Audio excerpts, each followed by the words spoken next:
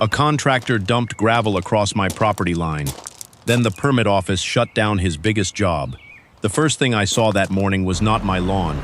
It was a mountain of gray gravel dumped across the side of my property, spilling over the grass, burying my sprinkler heads, and cutting a rough path straight toward my backyard, like somebody had decided my land was now part of their construction site. A dump truck was still idling near the curb. 2 workers were dragging orange cones across my grass. A skid steer sat with its bucket lowered, its tracks pressed deep into the ground I had spent years taking care of. And standing beside it, holding a clipboard like he owned the entire street, was Darren Cole, the contractor my new neighbor had hired to expand their driveway. I walked outside barefoot, still holding my coffee, and told him to stop immediately. Darren did not even look embarrassed. He glanced at me, then at the gravel, then smiled like I was the one interrupting him. He said the HOA had already approved the improvement and that this strip of land was part of the shared side access. Then he added that property lines were flexible when neighborhood upgrades were involved. That was the moment I knew this was not a misunderstanding. I told him the gravel was on my land. I told him he had no permission to enter, store materials, or drive equipment across it. He shrugged, waved one of his workers forward, and the skid steer started moving again, scraping gravel over the grass while I was standing right there. By the time I called the HOA president, Linda Marsh, I expected at least one reasonable adult to step in. Instead, she told me Darren's project had been approved and that I should avoid interfering with authorized work. She said the area looked unused anyway, and the board wanted the driveways on our street to look cleaner and more uniform. Unused. That was the word she used for the strip of land where I had repaired the sprinkler line myself, edged the grass with stone, and planted lavender after my mother passed away. Then Darren pointed toward the wooden stakes near the side yard and said the retaining wall would probably go there next. I remember looking at those stakes, then at the gravel, then at the deep tire marks crossing my lawn. I felt my stomach drop. This was not temporary storage. He was trying to turn my property into part of someone else's driveway. But what Darren did not know was that one of my backyard cameras had recorded everything from the night before. And what the HOA did not know was that the permit number Darren had been waving around would not survive one phone call to the county office. I bought that house 9 years before Darren Cole ever parked one of his trucks on my street. It was not a mansion. It was not one of those picture-perfect homes people post online with drone shots and marble kitchens. It was a simple 2-story house in a quiet suburban neighborhood with beige siding, a small front porch, a narrow side yard, and a backyard just big enough for a grill, 2 chairs, and the kind of silence I had worked most of my adult life to afford. When I signed the closing papers, my realtor told me the property was nothing flashy, but it was solid. The roof was newer, the school district was good, the HOA fees were annoying but not outrageous, and the lot lines were clearly marked on the survey. At the time, I did not think much about that last part. I was more worried about interest rates, moving boxes, and whether I could keep the lawn alive through my first summer. But over the years, that narrow strip of land along the side of my driveway became more than empty space. It was where I learned how to fix sprinkler heads after watching 3 different videos and flooding my shoes twice. It was where I laid stone edging on a Saturday so hot I had to keep a towel around my neck.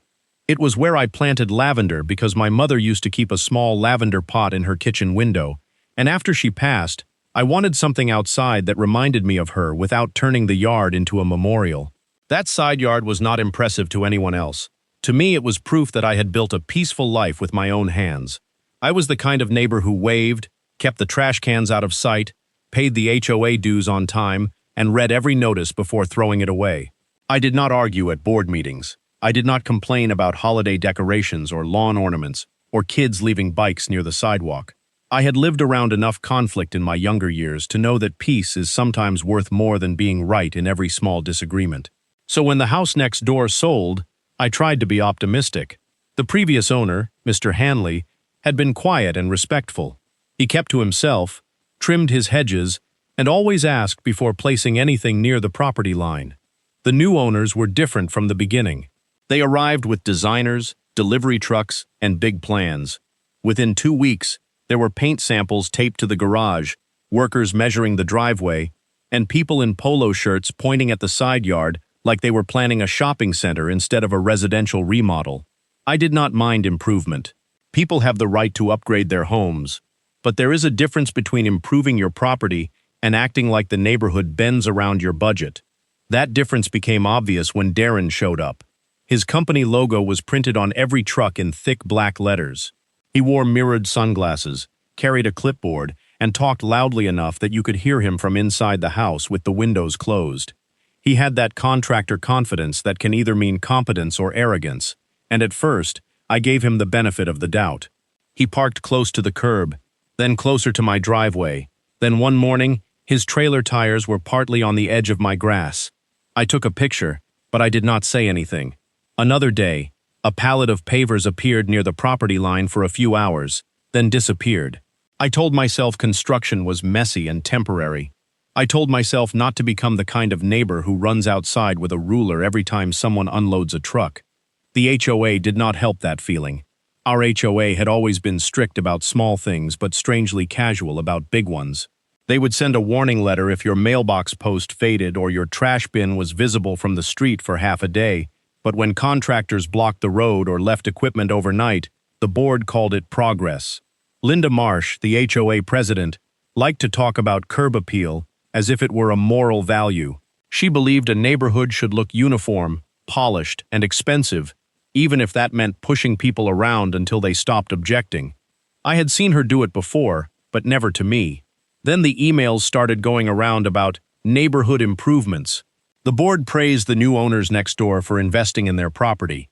They mentioned a driveway expansion, landscaping upgrades, and drainage adjustments, all described in friendly language that made it sound like everyone would benefit. I read the email twice because something about the wording bothered me. It talked about shared visual impact, consistent frontage, and cooperative access during construction. Cooperative access, that phrase sat in my mind longer than it should have. Still, I did nothing dramatic. I opened my filing cabinet, found the folder from my closing, and checked the old survey. The line was clear. My property extended past the side of my driveway and into the narrow strip where I had planted the lavender. The survey had measurements, bearings, and little notes I barely understood, but the drawing itself was simple enough. That land was mine. I put the folder back. Looking back, I think that was the last quiet moment before everything changed. Because people like Darren do not usually start by taking everything. They test the edge first. A tire on the grass, a cone near the driveway, a pallet set down just for a few hours, a casual comment about shared access, a friendly HOA email written in vague language. Each little step seems too small to fight over, and by the time you realize the pattern, they are already standing on your land, telling you that you are the problem. Maybe that is why this story matters, because a lot of people think property disputes begin with screaming, lawsuits, and police cars. Mine began with me trying to be reasonable. It began with me ignoring the first small disrespect because I wanted peace. And if you have ever had a neighbor, an HOA, or a contractor treat your boundaries like suggestions, then you already know how fast patience can be mistaken for permission. Share your thoughts in the comments, because sometimes the smallest strip of land is where someone decides whether they can walk all over you. By the time Darren dumped that gravel across my property, I finally understood what he had been doing. He had been measuring more than the driveway. He had been measuring how much I would tolerate. The next morning, Darren stopped pretending any of it was temporary. I came home from a quick grocery run and found a second truck backed halfway across my side yard. Its rear wheels were deep in the grass, and its tailgate was lifted over the strip of land beside my driveway. A worker in a neon vest was guiding the driver with one hand while holding a breakfast sandwich in the other, like dumping construction material on private property was just another normal Tuesday. Before I could even get out of my car, the truck bed rose. A heavy slide of gravel crashed down onto my lawn. The sound was awful. It was not just loud, it was final. It sounded like somebody pouring weight onto my chest. Gray stones spread across the grass, swallowed the lavender at the edge of the bed, and rolled into the shallow trench where my sprinkler line ran. Dust lifted into the air and drifted toward my porch. I stepped out and shouted for them to stop. Darren walked over slowly from the neighbor's driveway, wiping his hands on his jeans. Not rushing, not worried, not even surprised. He had the same clipboard tucked under his arm and the same mirrored sunglasses covering his eyes, so I could not tell whether he was annoyed or amused. I told him that was my property. I told him he had already been warned. I told him to get the truck off my lawn and remove the gravel before I called the county. He smiled and said the county had already seen the plans. Then he pointed toward the side yard like he was explaining something to a child and told me that the area was part of a shared utility access zone. According to him, because there were underground lines and drainage movement through that side of the lots, nobody really owned it in the way they thought they did. He said the HOA understood that, the new owners understood that, and I was the only person on the street trying to make trouble over a strip of grass. I told him he was wrong. He leaned closer and lowered his voice just enough that the workers would not hear every word.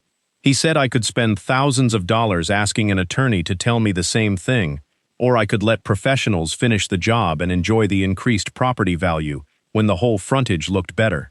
That was the phrase he kept using, property value, as if that made it acceptable to crush my sprinkler heads, bury my plants, and turn my side yard into an access road for someone else's driveway expansion. One of the workers started placing orange cones along the edge of the gravel. Another dragged a pallet of pavers from the neighbor's driveway and set it down beside my stone edging. The pallet landed so hard the ground shook. Then 2 bags of concrete mix were stacked against my fence gate, blocking it from opening. I told Darren again to move everything. He looked past me, lifted 2 fingers, and the skid steer started forward. The machine rolled over the gravel, then onto the grass, spreading the pile flatter and wider. Its metal bucket scraped against one of the stones from my edging and knocked it loose. I watched that stone flip over into the gravel, and something about that small detail hit me harder than the rest. I had placed that border stone myself. I remembered kneeling there with dirt under my fingernails, trying to keep the line straight while my mother sat in a folding chair nearby, laughing because I kept stepping back to check it every 30 seconds. Now a man who did not know me, did not own the land, and did not care what anything meant, was pushing it aside with a machine. I pulled out my phone and started recording. That changed Darren's expression. He took off his sunglasses and told me I was not allowed to film his crew. I told him we were standing on my property, in broad daylight, while his company equipment was damaging my lawn. He said I was creating a hostile work environment. Then he told the workers to ignore me and keep going. 5 minutes later, my phone buzzed. It was an email from the HOA. The subject line said, "Notice of interference with approved improvement work." For a second, I just stared at it because I could not believe how fast they had moved. The email said the board had received a complaint that I was obstructing a previously approved project next door.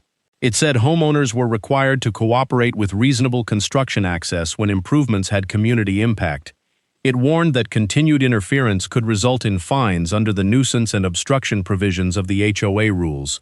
I read it twice while standing beside the gravel pile on my own land. Then I looked up at Darren. He was smiling again. That was when I realized he had not just been careless. He had planned for this. He had gotten the HOA ready to treat me as the problem before I even had time to defend myself. He knew most homeowners would panic when they saw an official warning. He knew fines, legal language, and board authority could scare people into silence, and for a moment, I felt that fear. I thought about attorney fees. I thought about liens. I thought about how quickly an HOA dispute can turn into envelopes, deadlines, certified mail, and bills you never expected. I thought about whether I had the energy to fight a contractor, the next-door neighbors, and the HOA board at the same time. Then the skid steer crushed the first sprinkler head. A sharp crack came from under the gravel, followed by a thin spray of water that shot sideways across the dirt. The worker driving the machine looked down, shrugged, and kept moving. The spray turned the dust into mud. Gravel sank into the wet ground. The lavender bed disappeared under tire tracks. I told Darren he had just damaged my irrigation system. He said I should send him a bill if I was so worried about it, but the way he said it made clear he had no intention of paying. It was a dare. It was the kind of sentence people say when they believe the cost of proving them wrong will be higher than the damage they caused. The new neighbors came outside around then.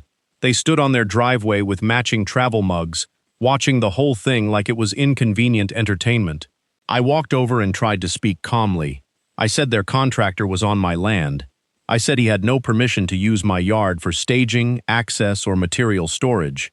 I said if they wanted to expand their driveway, they needed to keep the work on their side of the line. The husband barely let me finish. He said Darren was handling everything. He said the HOA had approved their improvement request. His wife added that they were spending good money to make the property look better, and it was disappointing that I was choosing to be difficult before the work was even finished. Difficult. That word landed almost as hard as the gravel. I asked if they had seen a survey. The husband said Darren had reviewed the plans. I asked if they knew exactly where the property line was. He said the line was not the issue because the area was functionally shared. Then he said the old layout made both driveways look cramped, and the upgrade would benefit everyone visually.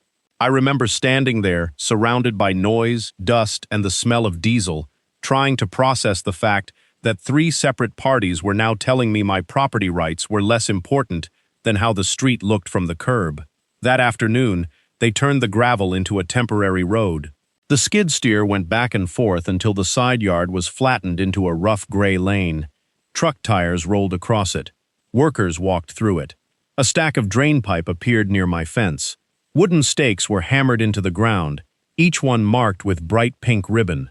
When I asked what the stakes were for, one of the workers said they were laying out the retaining wall. I felt cold when he said that. A retaining wall meant this was not a few hours of sloppy material storage. This was not a misunderstanding about where to park a truck. They were marking a permanent structure, and part of it was on my side of the property line. I told Darren that if he poured anything there, I would file a complaint with the county that same day. He laughed and said, "You keep saying county like it scares me." Then he tapped his clipboard and told me he had permits for the whole side. He said he worked in this subdivision all the time, knew the inspectors, knew the board, and knew exactly how far he could go. He said people like me always thought an old survey from closing meant more than an approved project file. Then he gave me one last piece of advice. He told me not to turn a small inconvenience into an expensive lesson. I went inside because I knew if I stayed out there, I was going to say something I could not take back. I locked the door, stood in my kitchen, and watched through the window as strangers kept walking across the land I paid taxes on. The HOA email sat open on my phone. My yard was torn up. My neighbors had dismissed me. The contractor had threatened me with cost, process, and connections. For the first time since I bought that house, I did not feel safe in my own home. Not because anyone had touched me, because they had crossed a boundary and then acted like the boundary had never existed. That evening, after the trucks finally left and the street went quiet, I walked the side yard with a flashlight. The grass was buried under gravel and mud. The sprinkler head was cracked open. My stone edging was broken in 2 places. The lavender was flattened so badly I could barely see the stems. The wooden stakes for the retaining wall stood there like little flags claiming land that was not theirs. I took pictures of everything. Then I remembered the cameras. I had installed them years earlier after a package theft, mostly for the front porch and driveway. One camera covered the side yard by accident, more than design. I had never cared much about that angle until that night. I sat at my kitchen table, opened the app, and scrolled backward through the footage. What I found made my hands go still. At 6:18 the previous evening, Darren had walked into my side yard alone after the workers left. He had looked toward my house, checked the street, then bent down near the old marker stake that had been there since before I moved in. He pulled it out, carried it several feet deeper into my property, and hammered it into the ground beside the lavender bed. Then he took a picture of the new position with his phone. I watched the clip 3 times. The whole day suddenly made sense. The gravel, the cones, the HOA email, the confidence, the claim that he had reviewed the plans. He had not made an innocent mistake. He had moved the reference point and built his lie around it, and the camera had caught him doing it. I did not sleep much that night. Every time I closed my eyes, I saw Darren on that camera footage, bending down in my side yard, pulling the old marker from the ground, moving it deeper into my property, and hammering it back in, like he had the right to rewrite the boundary of my home with one dirty wooden stake. That was the part that changed everything for me. The gravel made me angry. The broken sprinkler made me furious. The HOA email scared me for a few minutes. But watching him move that stake turned the entire situation from a construction dispute into something colder. He had not guessed wrong. He had not misunderstood the layout. He had created a fake version of the property line and then used it to convince everyone else I was the unreasonable one. So I made myself a promise at that kitchen table. I was not going to scream at him. I was not going to touch his equipment. I was not going to block his trucks, throw gravel back onto the neighbor's driveway, or give the HOA one single excuse to paint me as unstable.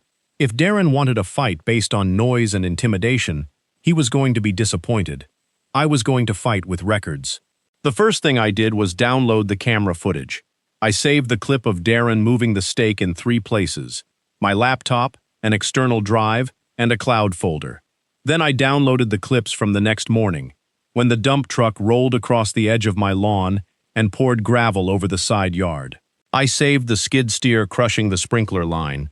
I saved the workers stacking materials against my fence gate. I saved the moment Darren told his crew to keep going while I stood there recording with my phone. Then I took screenshots with timestamps visible. I had learned enough from other people's HOA horror stories to know that raw footage matters, but clear still images are easier for officials to review quickly. So I made a folder called Darren Property Damage, and inside it I created subfolders for video, photos, HOA emails, contractor contact, survey documents, and expenses. It felt strange at first, like I was overreacting.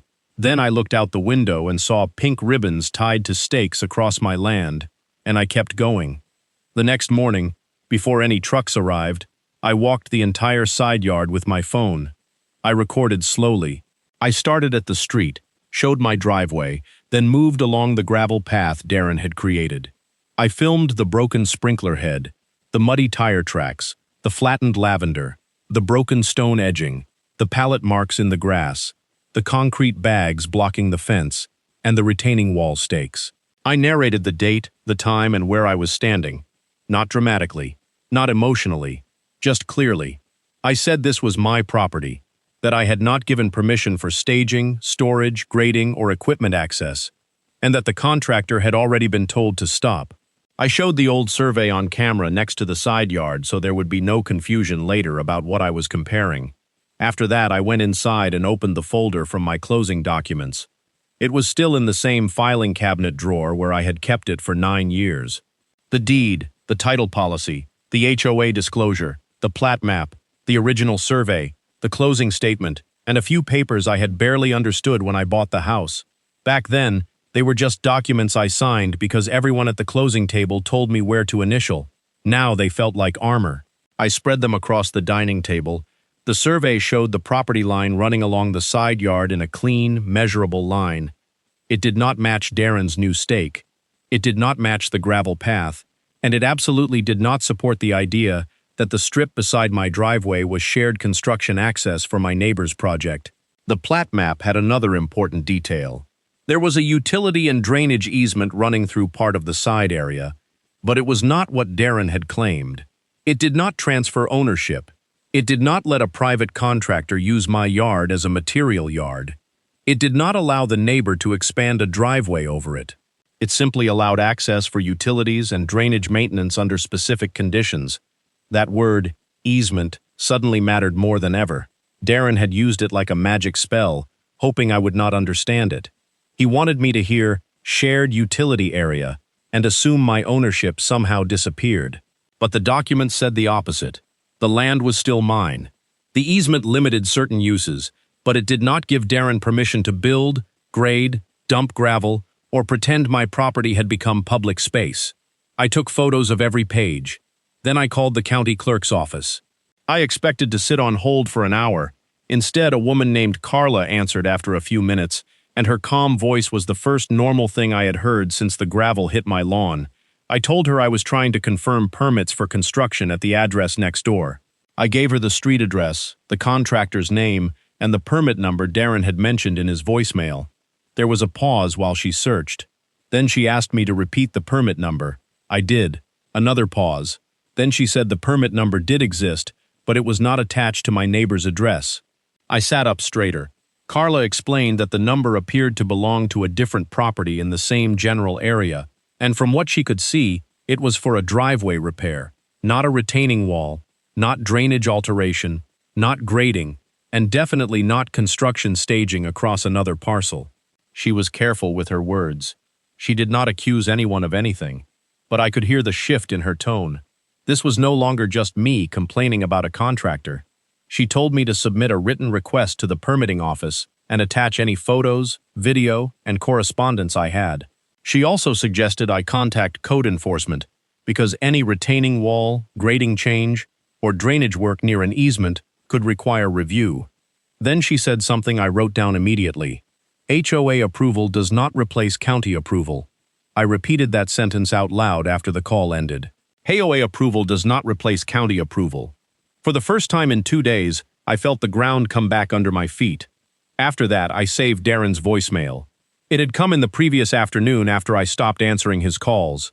In it, his voice was sharp and impatient. He said he had permits for the whole side, said I was delaying an approved job, and said if I caused him to lose time, he would make sure the cost came back to me. He told me to stop playing surveyor and let professionals work. I saved the file. I transcribed the important lines. I wrote down the date and time. Then I printed the HOA email. The subject line alone looked ridiculous on paper. Notice of interference with approved improvement work. But the body was even better for my purposes. Linda had written that the board had approved the improvement and expected reasonable cooperation with construction access. She had threatened fines under the nuisance and obstruction provisions. She had done all of that before verifying the property line or checking whether the permit was real. That email became another exhibit. By noon, I had a timeline. The first trailer tire on my grass. The pallet near the property line. The HOA email about neighborhood improvements. Darren's evening visit to move the stake. The dump truck. The gravel. The broken sprinkler. The HOA warning. The retaining wall stakes. The voicemail. The county clerk call. Seeing it in order made the whole thing look less like confusion and more like a plan. That was when I decided to hire a licensed surveyor. I called 3 companies. The first 2 were booked for weeks. The third one, a local surveyor named Paul Meacham, answered his own phone. I explained that a contractor had moved a marker and started work across what I believed was my property line. I told him there was an HOA involved, a possible drainage easement, and a retaining wall being laid out. He went quiet for a moment. Then he said, "Do not move anything yourself." I told him I had not. He said, "Good. Take photos before they touch it again." I told him I already had. He came out the next afternoon. Darren's crew was not there when Paul arrived, which was probably the only peaceful hour that entire week. Paul walked the side yard with professional equipment, checked the recorded plat, compared the measurements, and located the actual property corners. I stood nearby, trying not to interrupt, while he worked with the quiet confidence of someone who did not need to raise his voice because the numbers would speak for him. When he finished, he placed new survey flags along the true line. The difference was not subtle. The gravel path crossed onto my land. The staging area was on my land. The broken sprinkler was on my land. 2 of the retaining wall stakes were on my land. And the old marker Darren had moved was nowhere near where it should have been. Paul took photographs, documented the conditions, and told me he would send a formal report. Before he left, he looked at the gravel, then at the pink ribbons, then at the neighbor's driveway. He did not smile. He just said, "They are going to have a problem with this." That sentence was small, but it gave me more comfort than anything the HOA had said in 9 years. The next step was code enforcement. I filled out the online complaint form carefully. I did not write in anger. I did not call Darren a criminal. I did not insult the HOA. I described the facts. Contractor dumped gravel and staged equipment on my property without permission. Possible retaining wall layout crosses property line. Possible grading and drainage alteration near recorded easement. HOA claimed approval. Permit number provided by contractor does not appear to match the property address according to county clerk. Then I attached photos. I attached the time-stamped screenshots. I attached the HOA email. I attached a copy of the survey. I attached the voicemail transcript. I attached a still image of Darren moving the stake from the camera footage and wrote that the full video was available upon request. 2 hours later, I received an email from code enforcement asking for the video. That was when I knew they were taking it seriously. I uploaded the clip and sent it. I also asked, in writing, whether a private contractor had authority to use my land for construction access under a utility and drainage easement without my consent. I already knew the likely answer, but I wanted the county to say it in their own words. While I waited, Darren called again. I let it go to voicemail. Then the neighbor called. I let that go too. Then Linda Marsh emailed me directly. The tone was different from the warning email. Not apologetic, but careful. She said the board had been informed that I was contacting outside authorities and asked that I provide all complaints to the HOA first, so the matter could be resolved internally. She reminded me that escalating disputes could create unnecessary legal costs for the association.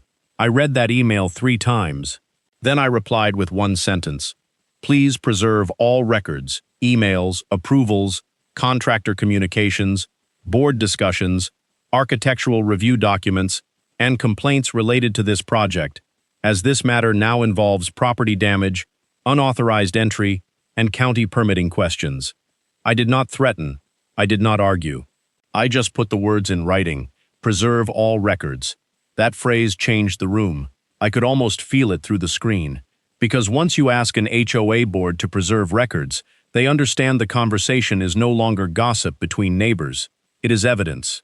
That evening, I called my homeowner's insurance company. I explained that a contractor had damaged my irrigation system and landscaping while working next door. The adjuster told me to document everything, avoid making repairs until the damage was photographed, and get estimates. She also said they might pursue the contractor's liability insurance if the claim moved forward. So I added another folder, insurance. By the end of the 3rd day, my dining table looked like a small legal office. Survey papers, printed emails, handwritten notes, photos, repair estimates, county forms, HOA bylaws, and a yellow legal pad covered in dates. I was exhausted, but I was no longer overwhelmed. Darren still had his trucks. He still had his crew. He still had the HOA president trying to protect the board's mistake. But I had something he had not planned for. I had the original survey. I had the plat map. I had the county clerk's permit record. I had time-stamped footage of him moving a marker. I had photos of his equipment on my land. I had the HOA's threat in writing. I had a licensed surveyor preparing a report. I had code enforcement asking questions. And most importantly, I had not given him anything he could use against me. No screaming video. No damaged equipment. No angry threats. No trespassing onto the neighbor's property. No late-night confrontation. No emotional email full of insults. Just facts. The following morning, code enforcement called me. The officer said they had reviewed the initial materials and wanted to schedule a site visit. He asked whether the contractor was still actively working. I told him the gravel, stakes, and materials were still there, and that Darren had said he had permits for the entire side. The officer paused. Then he asked me to send the permit number again. I did. A few minutes later, he said they would be coming out sooner than expected. Not next week. Not someday. Soon.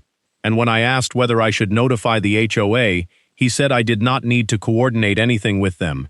Then he added, "We will want the contractor present if he claims this is permitted work." I looked out the window at the gravel path across my yard. For the first time since this started, I smiled. Because Darren had spent days acting like the loudest person on the property controlled the truth. Now the truth was about to bring a clipboard of its own. The legal turn did not happen in a courtroom. It happened on my laptop, in a county permit database that looked like it had not been redesigned since 2007. I was sitting at my dining table with a cold cup of coffee, the original survey on one side, Paul Meacham's preliminary notes on the other, and my phone face down because Darren had called twice before 9 in the morning. I typed the permit number into the search bar exactly the way Darren had said it in his voicemail. Then I typed it again with the dashes, then without the dashes, then with the contractor name. Finally, the record appeared. And the address was wrong. Not slightly wrong. Not a typo. Not the house next door under an old parcel number. It was a completely different property on the other side of the subdivision, 3 streets over, tied to a simple driveway resurfacing project from months earlier. I stared at the screen for so long the numbers started to blur. The permit Darren had been using like a shield did not belong to my neighbor's property at all. I clicked through every tab the system would let me open. Scope of work, applicant, parcel, status, Inspection history. Description. The approved work was narrow and boring. Remove damaged asphalt surface. Repair base. Resurface existing driveway within current footprint. No retaining wall. No grading extension. No drainage trench. No driveway expansion. No construction staging. No work across adjacent property. Nothing that explained why a dump truck had poured gravel over my side yard. That was when the whole situation shifted in my mind. Before that moment, I had been trying to prove Darren had crossed a line. Now I was looking at something bigger. Darren had not just crossed a property line, he had carried a permit number from another job, waved it in front of the HOA, used it to intimidate me, and built an entire false sense of authority around it. The HOA had fallen for it because they wanted to. Linda Marsh wanted the project to be approved. The new neighbors wanted the driveway bigger. Darren wanted the job moving fast. Nobody wanted to stop and ask the only question that mattered. Does this permit actually cover this work? On this property? In this location? The answer was right there on the screen. No. I printed the record. Then I printed it again and highlighted the address, parcel number, and scope of work. I saved a PDF copy in my permit folder and took screenshots in case the online record changed. I was not accusing anyone yet. I was not sending angry emails. I was building a clean paper trail, one fact at a time. Less than an hour later, Paul, the surveyor, called. His voice was calm, but I could hear the weight behind it.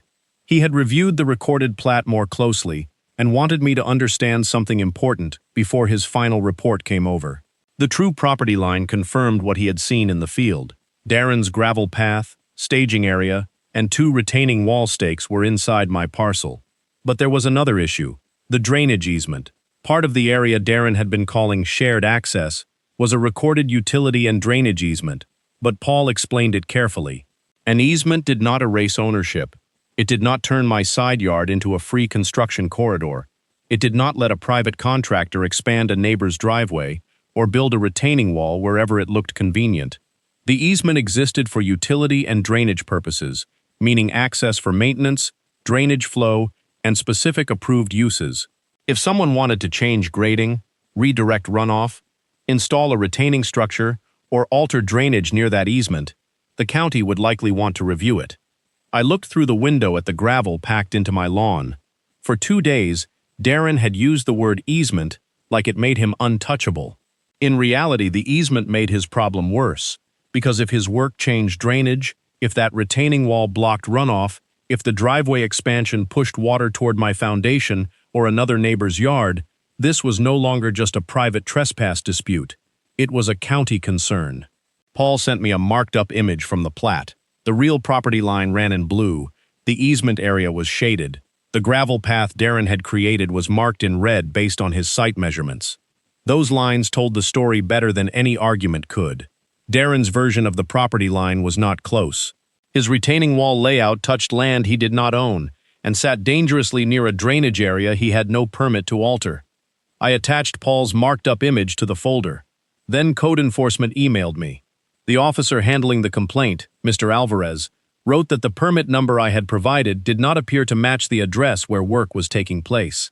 He asked me to confirm whether Darren or the neighbor had provided any additional permit documentation, site plan, HOA architectural approval, or written permission from me for access across my parcel. I read that sentence 3 times. Written permission from me. That was the phrase Darren had hoped would never enter the conversation. I replied with the HOA warning email, Darren's voicemail transcript, the permit record I had printed, the original survey, Paul's marked-up plat, and a clear statement that I had never granted permission for access, staging, storage, grading, drainage work, or construction across my property. Then I wrote one more line. The contractor was recorded on camera moving a marker stake before the gravel was dumped. I attached the video. After that, things got very quiet for almost 4 hours. No emails from the HOA, no calls from Darren, no workers outside, no engine noise. The street felt strangely still, like everyone involved had sensed that the ground under them was starting to crack. Then my phone rang from a number I did not know.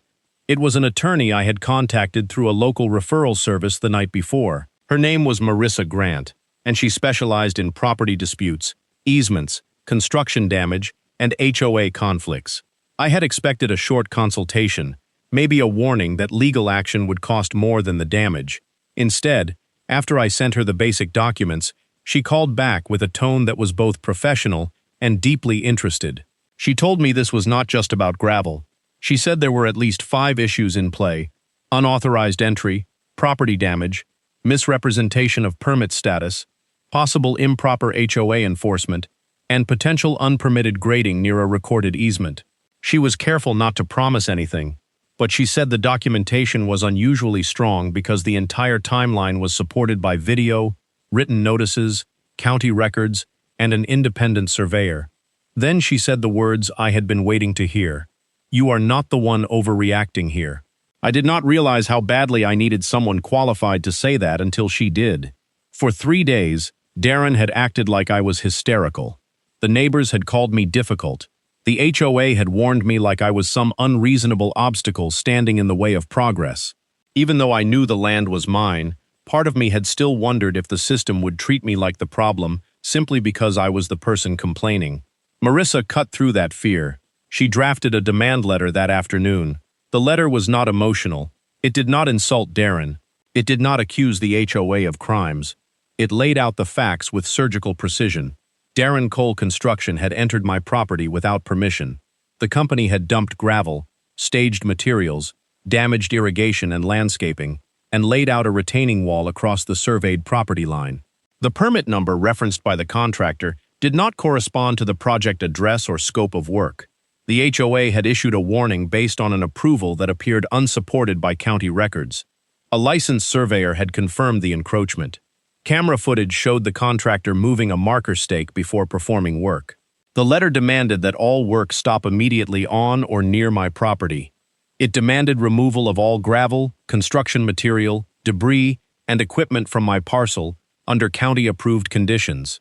It demanded restoration of my sprinkler system, lawn, stone edging, and lavender bed. It demanded reimbursement for the surveyor, documentation costs, and attorney fees incurred to address the unauthorized encroachment. It demanded written confirmation that Darren and his crews would not enter my property again. And then came the part aimed at the HOA. Marissa demanded that the board withdraw the interference notice, preserve all records related to the approval, and confirm that no fines, liens, violations, or adverse notes would be placed on my account for objecting to unauthorized work on my own land. I approved the letter. It went out by email and certified mail to Darren, the new neighbors, and the HOA board. Darren responded in less than 20 minutes, not through an attorney, not carefully. He called my phone, and when I did not answer, he left a voicemail so angry I could hear him breathing between sentences. He said I had no idea what I was doing. He said I was interfering with contracted work. He said the delay would cost him money, cost my neighbors money, and maybe cost the HOA money. He said people like me thought a piece of paper and a camera made them powerful, but construction did not stop because one homeowner got nervous. Then he said something that made the voicemail worth saving forever. He said, "That permit has been good enough for every job I've used it on." I played that sentence twice. Then I saved the file in 3 places.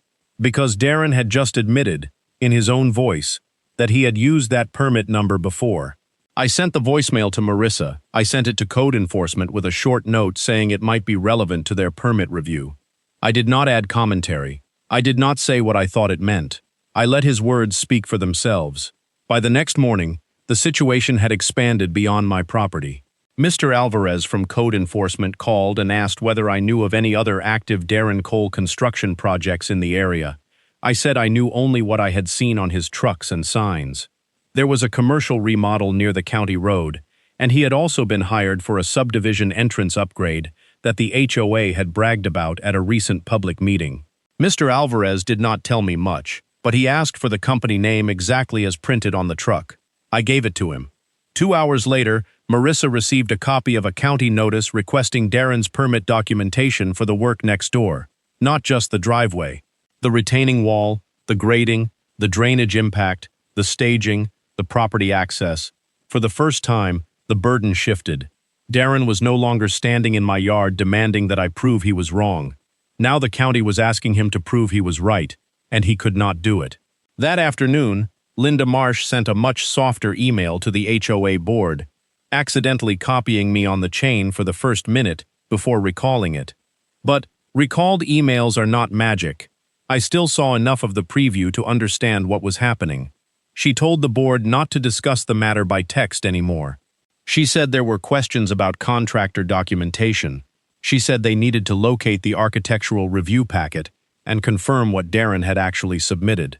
That was when I knew the HOA had a problem too, because the warning they sent me had sounded official. It had sounded final. It had sounded like the board had reviewed everything and I was the only person out of line, but now they were scrambling to find the very records that should have existed before they ever threatened me. Later that evening, one of my neighbors from across the street, Mrs. Bell, walked over while I was taking more photos of the gravel. She lowered her voice and told me Darren had done something similar 2 years earlier during a patio job. He had used part of a vacant lot for staging and told everyone it was approved. The lot owner lived out of state, so by the time anyone complained, the job was already finished. Then she told me about another neighbor whose drainage had changed after Darren built a small wall without proper review. That neighbor had spent an entire spring dealing with standing water near the garage. I asked if she had any emails or photos. She said she might. By midnight, she had forwarded me 3 old neighborhood emails, 2 photos, and a message from Darren dismissing drainage concerns as cosmetic runoff. I sent those to Marissa too. The case was no longer just about my lavender bed. It was becoming a pattern. That was the moment I finally understood why Darren had been so confident. He had probably done this before. He had learned that most homeowners were too busy, too intimidated, or too afraid of the HOA to challenge him. He had learned that if he moved fast enough, talked loudly enough, and hid behind vague words like access, easement, approval, and property value, people would back down. But this time, he had moved the wrong stake in front of the wrong camera, and he had used the wrong permit number in writing. The next morning, the county permit office sent out a notice that stopped me in the middle of my kitchen. They were opening a review of Darren Cole Construction's active permits and pending inspections. Not just my neighbor's project. Active permits, pending inspections. That meant the county was looking at his other jobs. It meant the commercial remodel. It meant the subdivision entrance upgrade. It meant every place where Darren had possibly used paperwork as a shortcut and confidence as camouflage. I read the notice slowly, then looked out at the gravel path still cutting across my yard. For days, Darren had treated that pile of stone like a symbol of his control. He had dumped it where he wanted, spread it where he wanted, and dared me to stop him. But now that same gravel had become evidence. Every tire mark, every broken sprinkler piece, every pink ribbon, every screenshot, every email, every false permit reference had turned into a thread. And when the county pulled one thread, Darren's entire operation started to unravel. The final confirmation came from Marissa just before sunset. She had spoken with someone at the permitting office. The project next door did not have valid county approval for the retaining wall, the expanded driveway footprint, the drainage modification, or the use of my property. The permit number Darren had provided was unrelated. The HOA approval, even if real, did not authorize construction outside the neighbor's parcel and did not override county code, easement restrictions, or private property rights. Then she said, county inspectors would be coming to the site. They wanted Darren present. They wanted the neighbor present. And they wanted access to review the property line, the drainage easement, the gravel, and the marked wall layout. I asked what would happen if Darren refused. Marissa's voice stayed calm. She said, then he gets to explain that refusal to the people who control his permits. That sentence stayed with me all night. Because Darren had spent the entire week trying to make me feel small. He had made my land look small, my damage look small, my documents look small, my objections look small. He had gambled that I would be too scared to challenge him before the work became permanent. But he forgot something simple. A property line does not become less real because someone arrogant steps over it. A permit does not become valid because someone says it loudly. And a homeowner with evidence does not need to win an argument in the driveway when the records are already telling the truth. The county inspector arrived at 9:12 on a Thursday morning. I remember the exact minute because I had been standing by my front window since 8, watching the street the way people watch the sky before a storm. Darren's trucks were already there. His skid steer was parked half on the neighbor's driveway and half on the gravel path he had created across my side yard. The pink retaining wall stakes were still in the ground, bright and arrogant, like little flags from a country that had invaded and expected everyone to accept the new border. Linda Marsh arrived before the county did. She parked her white SUV across the street and stepped out wearing the expression she always wore at HOA meetings when someone questioned a rule. Calm on the surface, annoyed underneath. She did not come to my door. She went straight to the neighbor's driveway, where Darren was standing with the new owners, all three of them looking at me like I had called in a SWAT team over a flower bed. A few neighbors had already noticed the gathering. Mrs. Bell stood near her mailbox. A retired man from 2 houses down pretended to water the same patch of grass for 10 minutes. Someone across the street opened their garage halfway and stayed inside the shadow. Suburban neighborhoods are quiet until conflict becomes official. Then, suddenly, everybody has a reason to be outside. The county truck pulled up without drama. No sirens, no flashing lights. Just a white pickup with the county seal on the door and 2 people inside. One was Mr. Alvarez from Code Enforcement. The other was a building inspector named Dana Pierce, who carried a tablet, a measuring wheel, and a folder thick enough to make Darren stop smiling. That was the first moment I saw doubt cross his face. Not fear yet, just doubt. Dana introduced herself to everyone and asked who was responsible for the work. Darren stepped forward immediately, putting his contractor voice back on. He said it was a simple driveway improvement, HOA approved, routine residential upgrade, nothing complicated. He gestured toward the gravel and said the homeowner next door had authorized access for the project. Dana looked at him, then looked at me.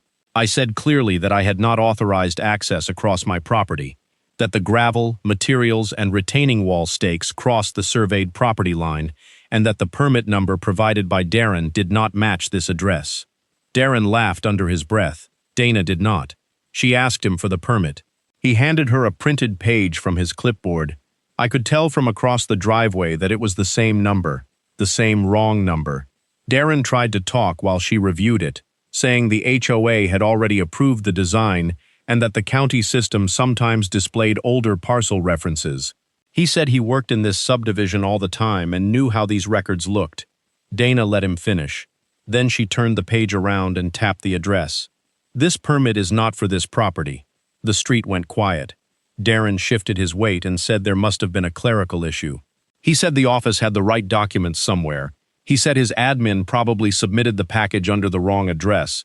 He said the scope was substantially similar, so the work should be allowed to continue while paperwork caught up.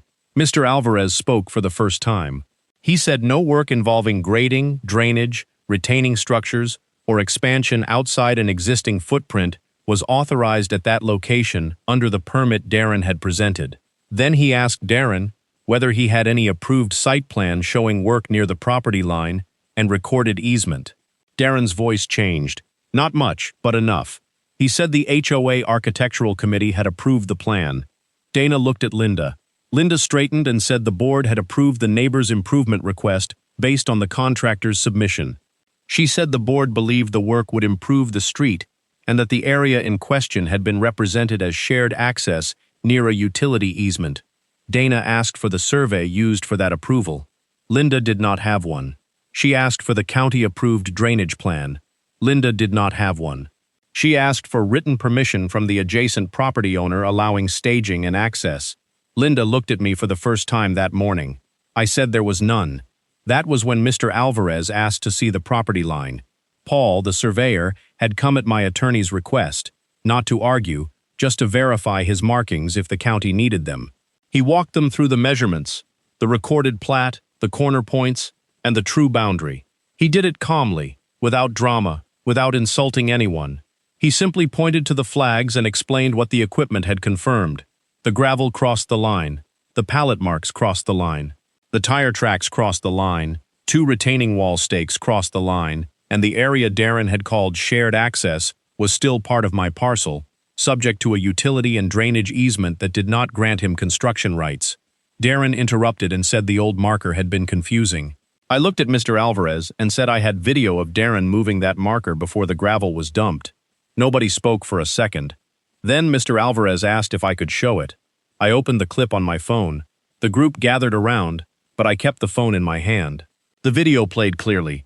Darren walking into the side yard after the crew had left, checking toward my house, pulling the stake from the ground, carrying it deeper into my property, and hammering it in near the lavender bed. Darren said the angle was misleading. Dana asked him whether he was the person in the video. He said yes, but started explaining that he was correcting an obviously misplaced marker. Paul asked quietly what survey he had used to determine that. Darren did not answer. That silence did more damage than any argument could have. Dana walked the site with her measuring wheel. Mr. Alvarez took photos. They documented the broken sprinkler head, the gravel, the tire marks, the blocked gate, the drainage area, the stakes, the materials, and the proximity of the proposed retaining wall to the easement. They asked the neighbor whether they had received any written notice that the work might extend onto my property. The husband said Darren handled the plans. The wife said the HOA approved everything. Dana repeated the sentence that had become the center of the entire dispute.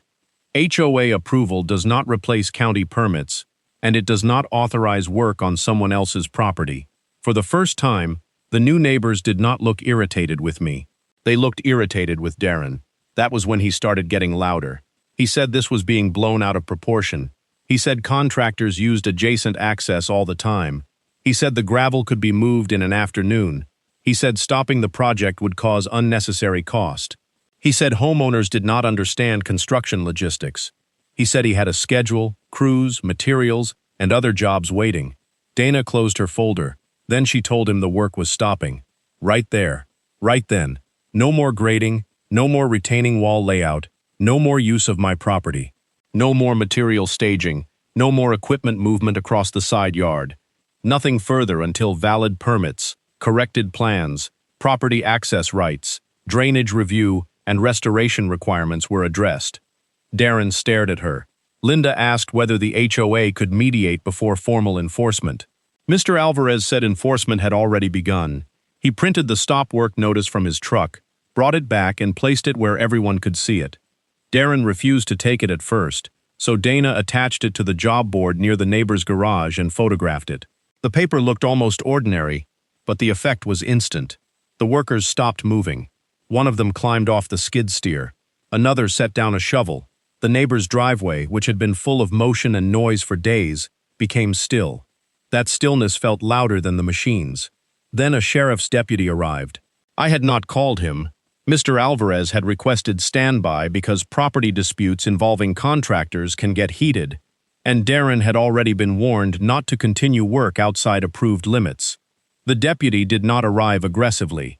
He simply parked, stepped out, and asked who the property owner was. Darren pointed toward the neighbor. I said I owned the parcel under the gravel. The deputy looked at the survey flags, then at the county officials, then at Darren's equipment. He asked Darren whether he had permission from me to be on that portion of land. Darren started talking about easements. The deputy let him talk for about 15 seconds, then asked the same question again. Do you have permission from this property owner? Darren said the access was implied by the project approval. The deputy said that was not a yes. I will never forget the look on Darren's face when he realized his usual language was not working. Shared access, improvement, easement, HOA approval, property value. Those words had intimidated homeowners and confused board members. But they did not change the deputy's question. Either he had permission to enter my property, or he did not. He did not. The deputy told him not to enter my side of the marked line again unless the matter was resolved through proper legal channels or authorized officials required access. He also said any attempt to remove evidence, alter markers, or continue work in violation of county orders could create further problems. Darren's jaw tightened, but he stopped talking. That was the moment the power shifted completely. For days, I had been the one explaining myself. I had been the one answering emails, defending my own yard, proving the land was mine, proving the damage was real, proving the permit was wrong. But now Darren was the one surrounded by people with clipboards, badges, records, and authority. He was the one being asked for documents he did not have. He was the one whose words were being measured against maps, permits, and video, and his words were losing. The county did not stop with the neighbor's driveway. Dana told Darren that because the permit number he provided was associated with another property, and because his voicemail suggested that number had been used for multiple jobs, the permit office would be reviewing his active and recent projects. She said pending inspections could be held until documentation was confirmed. She said any project with mismatched permits, unapproved scope, or drainage alterations would need to be reviewed before work continued. Darren's face changed then. That was fear. Not for my little strip of grass, for his business. He asked if this would affect the commercial remodel on County Road 18. Dana told him he would need to speak with the permitting office. He asked about the subdivision entrance upgrade scheduled for the following week. Mr. Alvarez said any project under review would be handled according to county procedure. That was all they said. But it was enough. The biggest job Darren had coming, the one he had bragged about in the HOA meeting, the one that was supposed to put his company name on the entrance to an entire subdivision, was suddenly not guaranteed anymore. One pile of gravel on the wrong side of a property line had opened the door to every shortcut he thought nobody would check. Linda understood it too. I saw it in the way she stopped standing beside him. At the beginning of the morning she had been near Darren, almost aligned with him physically, the HOA president and the contractor presenting a united front. By the time the stop work order was posted, she had moved several feet away, arms folded, eyes down, already calculating how much of this would land on the board. Mrs. Bell crossed the street after the officials finished their first round of photos. She did not say much. She just stood beside me for a moment and whispered that she was glad I had the camera. I was too. Without it, Darren would have called it confusion. The HOA would have called it a neighbor dispute. The new owners would have called it inconvenience. But footage has a way of removing comfortable lies from the room. After the county officials left, the trucks remained, but nobody touched them. The gravel was still there. My lawn was still damaged. The sprinkler was still broken. The lavender was still crushed. But the feeling had changed. The damage was no longer something Darren could dismiss with a laugh. It had been documented by the county. The property line had been confirmed. The permit problem had been recorded. The HOA had been corrected in front of witnesses. And Darren, the man who had told me I was turning a small inconvenience into an expensive lesson, had just received one of his own. Later that afternoon, my attorney forwarded the first official county notice. It required the contractor and the neighboring property owners to submit corrected plans, provide valid permit applications for any retaining wall or drainage-related work, address the encroachment, and remove unauthorized materials from my property under an approved restoration plan. It also stated that no further work could continue until the stop work order was released. But the second notice mattered even more. The county permit office had placed Darren Cole Construction's pending inspections under administrative review. That meant his other jobs were not automatically moving forward. That meant the commercial remodel could be delayed. That meant the subdivision entrance project could be paused before it even began. That meant clients who had hired him because he was fast were about to learn why he had been so fast. He had been skipping the parts that protect everyone else. That evening, the HOA announced an emergency board meeting. They did not call it an emergency, of course. They called it a special session regarding construction approval procedures. But everyone knew what it meant. By 6 o'clock, the community clubhouse parking lot was almost full. People who had never attended a meeting before showed up, because nothing gets homeowners interested in governance faster than seeing a contractor, an HOA president, and a county inspector standing around a stop work order. Linda opened the meeting with polished language about misunderstandings, incomplete information, and the board's commitment to neighborhood harmony. Then Mrs. Bell raised her hand and asked why the board had threatened to fine a homeowner for objecting to unauthorized work on his own property. The room went still.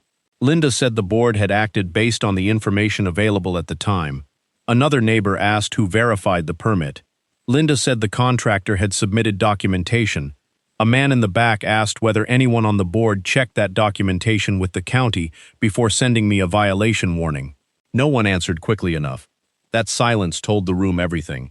Then someone else asked how many other projects Darren had done in the neighborhood with HOA approval. Another asked whether the board had required surveys for improvements near property lines. Another asked whether homeowners could request records of architectural approvals. Another asked whether Linda had personal or business ties to Darren Cole Construction. Linda's face tightened. The meeting did not explode. It did not have to. The anger in the room was controlled, specific, and documented.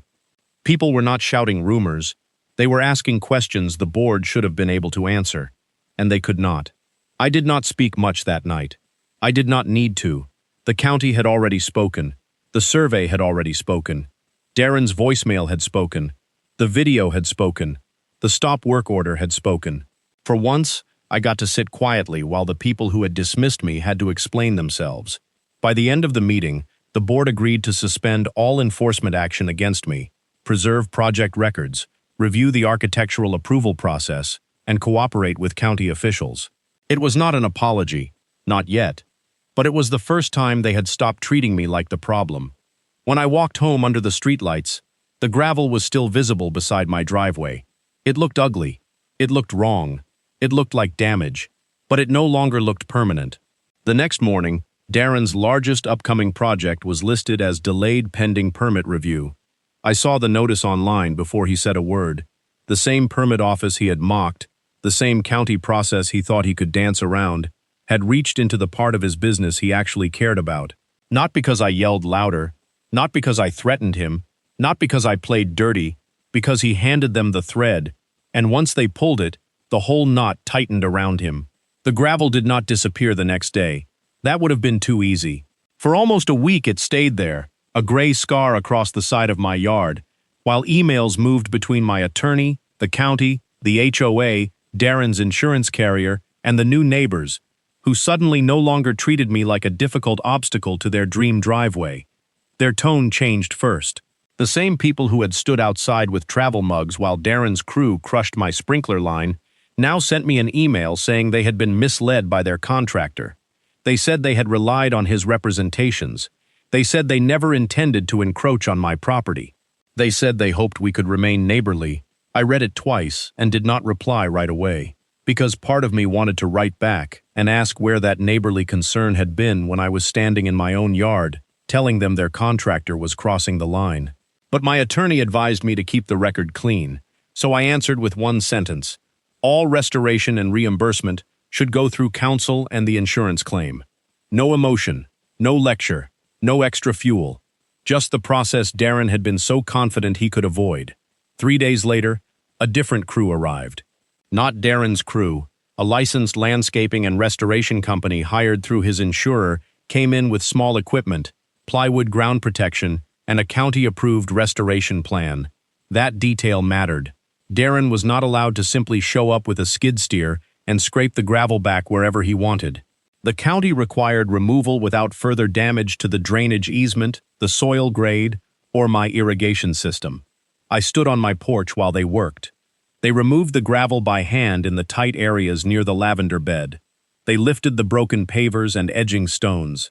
They dug out compacted patches of soil where Darren's machines had pressed the ground hard as concrete. They marked the damaged sprinkler line and capped it properly until repairs could be completed. Every few feet, one of them photographed the condition. That was how different legitimate work looked. There was documentation. There was care. There were boundaries. There was no one laughing at me, no one telling me property lines were flexible, no one pretending my land became shared access because a contractor had a deadline. By the end of the day, the gravel was gone. But the damage underneath was worse than it had looked from above. The grass was dead in long strips. The sprinkler line was cracked in 2 places. The soil had to be loosened and amended. The lavender bed could not be saved. My stone edging had to be rebuilt almost completely because the original line had been disturbed and several pieces were broken. The estimate came to more than Darren had probably imagined, and this time, he did not get to laugh and tell me to send him a bill.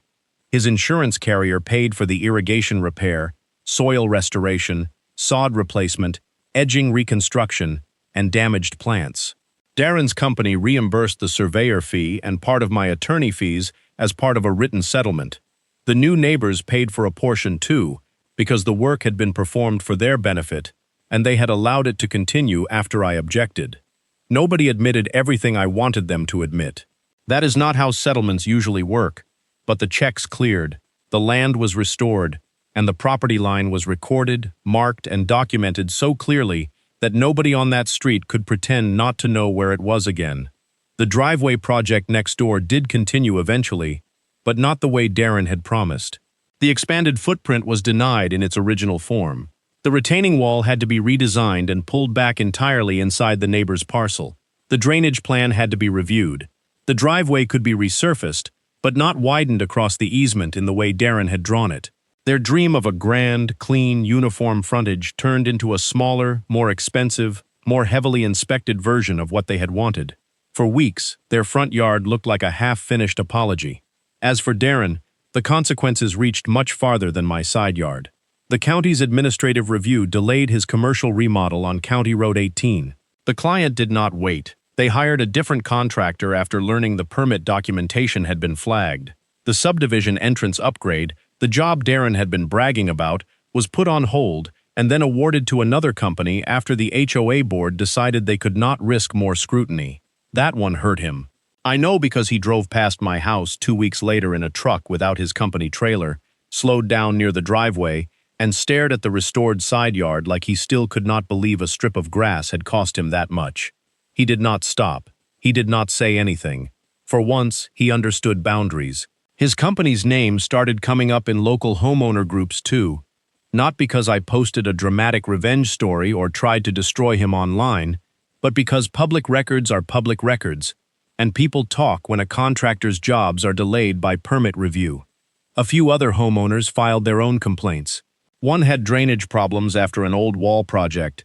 Another had photos of materials staged on land Darren did not own. Another had been told the same vague story about shared access. That was the part that stayed with me. I had thought I was fighting one incident, one gravel pile, one broken sprinkler, one arrogant contractor who thought he could push around one quiet homeowner, but once officials looked closely, the pattern became visible. Darren had not built his power on skill alone. He had built it on speed, pressure, and the assumption that people would give up before the paperwork caught up. This time, the paperwork caught up. The HOA had its own reckoning. At the next public meeting, the clubhouse was packed again. Linda Marsh tried to open with the same polished language about lessons learned and improving communication, but homeowners were no longer satisfied with soft phrases. They wanted policy. They wanted accountability. They wanted to know why an HOA that could inspect mailbox colors so aggressively had approved a construction project without verifying the permit, the survey, or the owner's consent for access. The board voted to withdraw the warning against me completely. They sent a formal letter stating that no fine, lien, violation, or negative account note would be issued for my objection to the unauthorized construction activity. They also reimbursed a small administrative fee my attorney had charged to respond to the HOA notice. It was not a huge amount of money, but it mattered because it put in writing that their warning had been wrong. Then the board changed the architectural approval rules.